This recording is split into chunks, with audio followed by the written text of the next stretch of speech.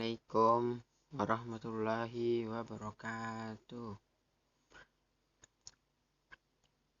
Alhamdulillahirabbil alamin. Wa bihi nasta'in ala umuri dunya waddin. Shalatu wassalamu ala asyrofil anbiya'i wal mursalin ala alihi wa sahbihi ajma'in. Amma ba'du. Ya, saya di sini akan menjelaskan tentang pengguna bagai alat sederhana yang menggunakan prinsip gerak harmonis sederhana. Nah, saya Alfian Safawi, kelas 11 MIPA 3 dari sekolah SMA 5 Tangerang Selatan, tahun ajaran 2019-2020. Nama pembimbingnya itu Novia Chandrawati, SPD MPD, NIP-nya 197211301999032005. Dan sini saya akan menjelaskan tentang yang pertama itu ada gerak harmonis sederhana. Gerak harmonis pengertiannya ini. Pengertian gerak harmonis sederhana adalah gerak bolak-balik benda melalui satu titik keseimbangan tertentu dengan banyaknya getaran benda dalam setiap sekon ataupun konstan. Nah, ini ada contohnya. Gerak harmonis sederhana dari titik Y. Dia itu tertentu dengan banyaknya getaran benda dalam setiap sekon. Nah, yang kedua, jenis gerak harmonik sederhana dibedakan menjadi dua bagian.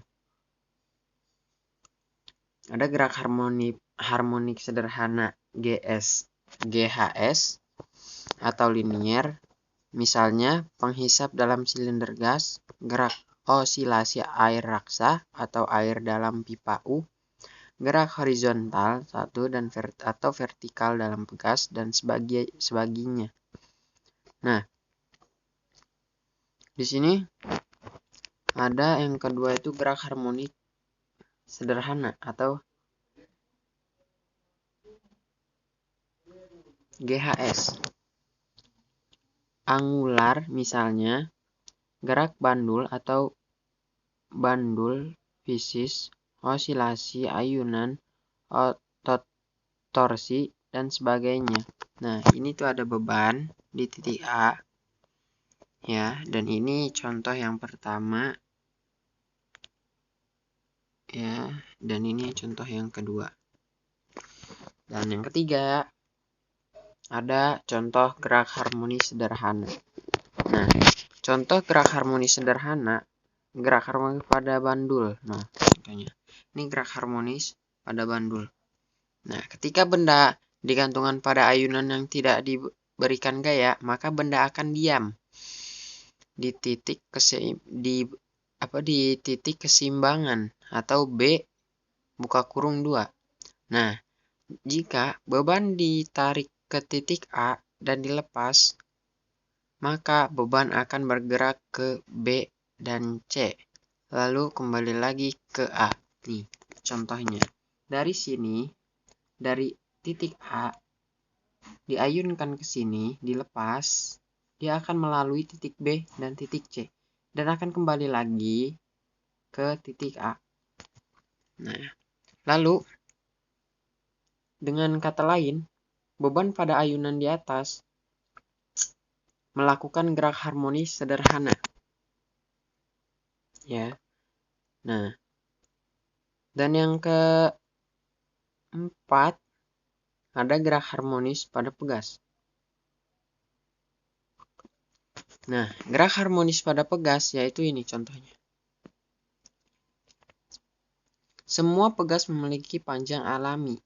Ketika sebuah benda dihubungkan ke ujung sebuah pegas, maka pegas akan merenggang atau bertambah panjang sejauh delta X pada pegas akan mencapai titik keseimbangan jika tidak diberikan gaya luar atau tarik atau digoyang. Nah, ini contohnya delta X. Nah, kalau dia tidak ditarik, dia tidak akan merenggang. Dia akan tetap aja sama. Atau kalau tidak digoyang, dia akan tetap sama. Nah, selanjutnya ada aplikasi gerak harmonik sederhana. Dalam kehidupan sehari-hari, sebenarnya kita sering bertemu dengan aplikasi dari ayunan maupun pegas.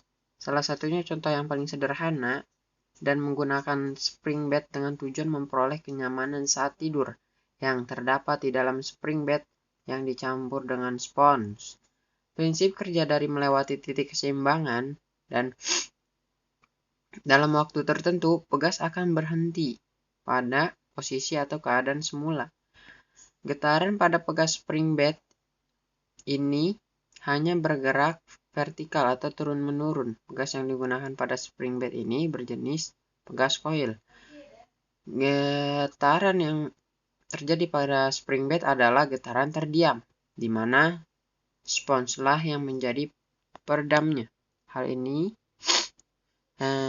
yang membuat pegas pada spring bed dalam waktu tertentu akan berhenti atau tidak bergerak secara terus-menerus.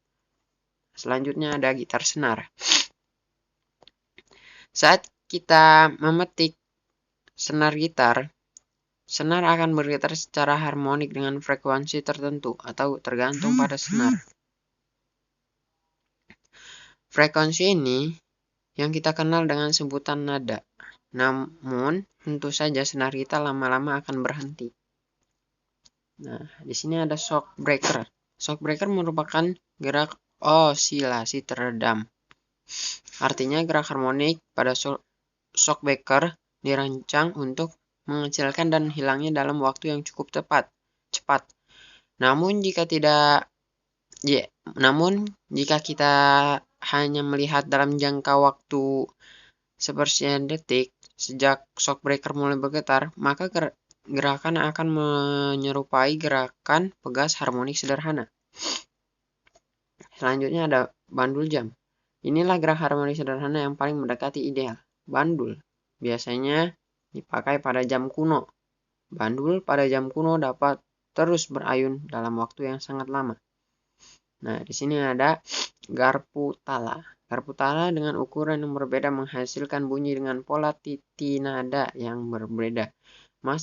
Makin kecil massa atau M pada gigi garpu tala, maka tinggi frekuensi osilasi dan makin tinggi pola titi nada dalam bunyi yang dihasilkan.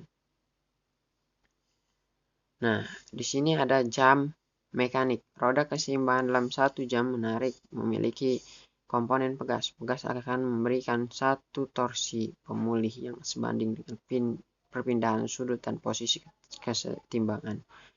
Nah, jadi sekian dari saya, kurang lebih mohon maaf. Assalamualaikum warahmatullahi wabarakatuh.